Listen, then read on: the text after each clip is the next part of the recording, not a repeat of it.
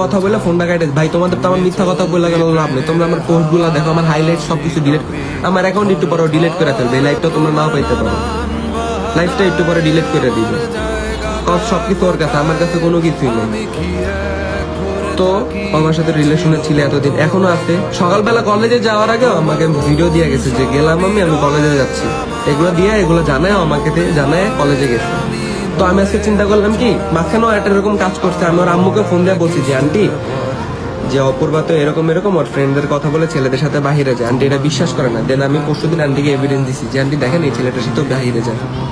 তো আমার যেমন আমার তো মনে করেন আমার কলেজ হয়েছে কি, আমি লাস্টে ফাইনালে 2টা এক্সাম দিনে ভাই আমার কলেজ থেকে মানে ফার্স্ট ইয়ারের প্রমোশন দেয় না, মানে কলেজ একটু প্রবলেম করতেছে, আমি কলেজটা চেঞ্জ করবো, সামনে বোর্ডের টিসি দেওয়ার টাইম হবে, ওই টাইমে আমি বোর্ড দিয়ে টিসি নিয়ে কলেজটা চেঞ্জ করবো।